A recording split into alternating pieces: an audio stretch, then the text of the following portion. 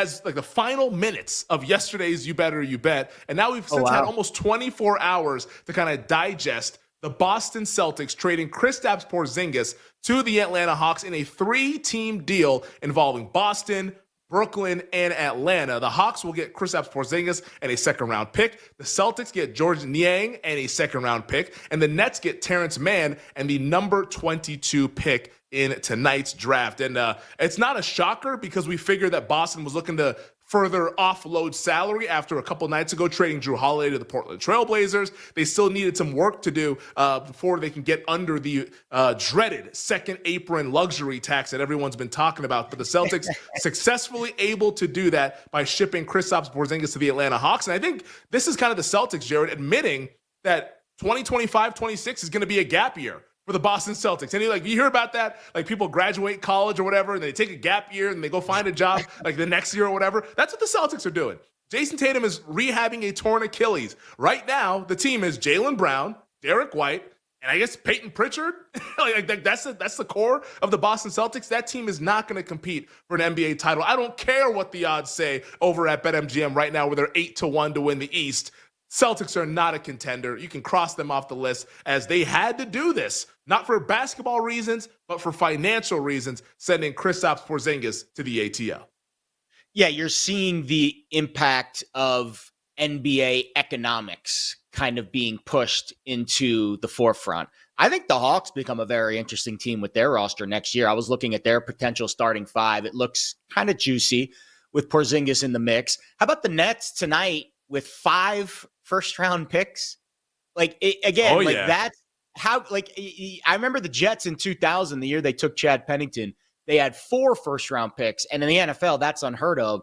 The Nets will have 5, and that was, I don't know if there were 32 teams back then. I don't think so in 2000. I forget when the 32nd one became a team, but 5 first-round. They have over 15% of the draft tonight. It's absolutely insane. So I'll be interested to see how they kind of reload. But you're right. If you wanted to do like the triangle of stories here at the tippy top is Boston no longer the dominant powerhouse. I saw Nick yesterday talk about how the Eastern Conference is just completely wide open.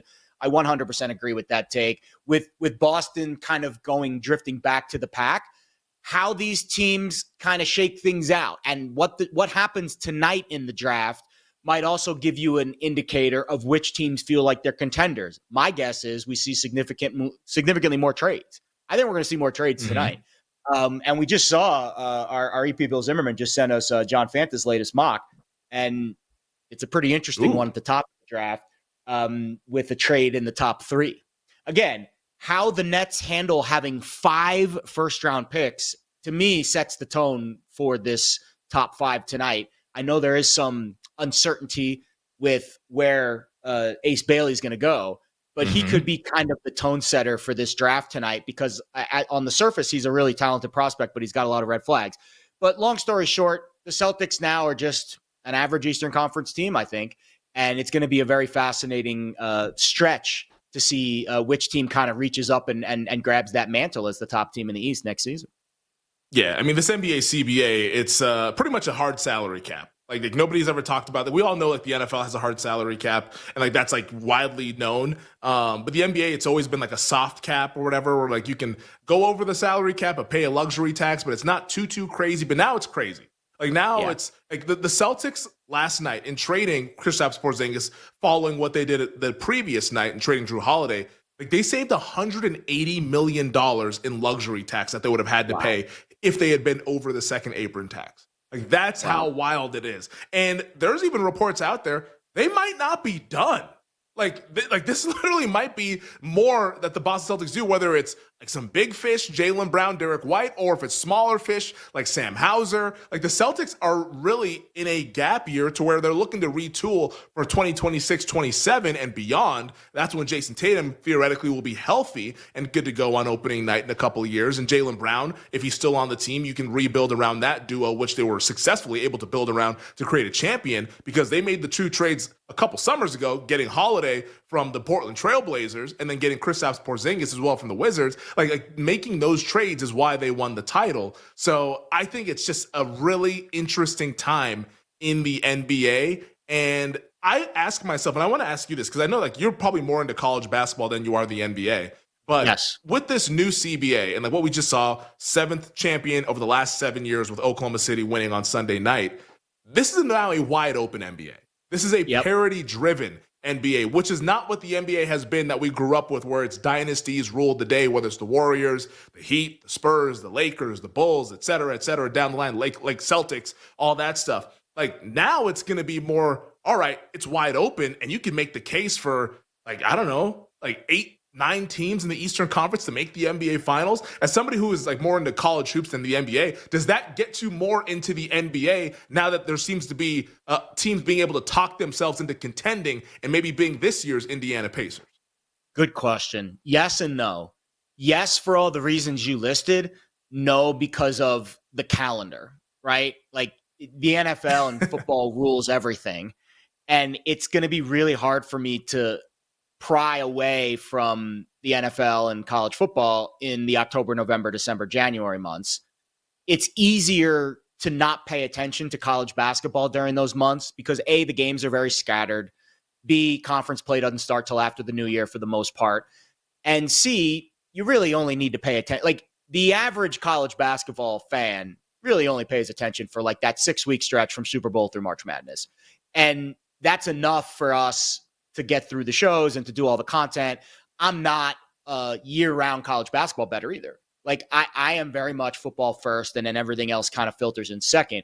But to your point, the NBA becomes a lot more interesting if it's not just let's fast forward to the Eastern Conference Finals where the two best teams in the East are going to face off each other. You know, that's how it's been the last few years. This year was a little bit different, although to be fair, it's been pretty much the last four over the last few years, right? It's been Boston, New York, Indiana, and then that random hodgepodge team. That's pretty much been your final four in the East over the last few years, the last 2 years for sure. And I think the Western Conference is even more difficult because there's really 10 teams. I mean, Dallas gets Cooper Flag tonight. You throw them in the mix, and then look at 1 through 8 in the West compared to 1 through 8 in the East. I don't think the leagues have ever been more unbalanced, which also makes for a difficult sell most nights, especially when you know that the Western Conference is likely going to be a heavy favorite whenever we do get to the finals. So yes, I do think it becomes more interesting, but me personally, because of the way the calendar shakes out, I'm not just like overnight going to be this NBA guru that follows it year round. Yeah, I think for betting purposes, it's definitely a lot more interesting because I brought up the point on yesterday's show with PJ. Like we went through 4 years of we just knew it was Cavs Warriors in the NBA Finals. Like, you know, or it's just like why do you even want to bet it? Like it's like the Warriors are minus money to win the title. The Cavs are right behind them at like plus 200, and we'll just see them play in June. But like it's not going to be that anymore. Now maybe you can pencil in OKC if you're really bullish on the Thunder because they don't have to answer any of these financial questions this upcoming season, so they'll be running back the same core. So like maybe you pencil in the Thunder, but like who are they going to face in the NBA Finals? That I think is a fun conversation. And you mentioned it, and I agree with you. The Atlanta Hawks, which we'll talk a little bit more about later on. We have Eddie Johnson of SiriusXM Radio coming up on the other side. The Hawks become very interesting. I think the Hawks last night, 50-1, now down to 25-1 to win the East over at BetMGM. Porzingis, if he can stay healthy, this past spring was dealing with the virus. That's why he didn't look like himself during the playoff run for Boston. But if he can be healthy, they're going to get Jalen Johnson back as well, who's a really good player. Dyson Daniels, one of the best defenders in the NBA. And Trae Young, who I know a lot of people don't like him, a really, really damn good point guard. In a wide open conference, I think that Atlanta Hawks team will be heard from before we decide who ends up representing the Eastern Conference in next year's NBA Finals.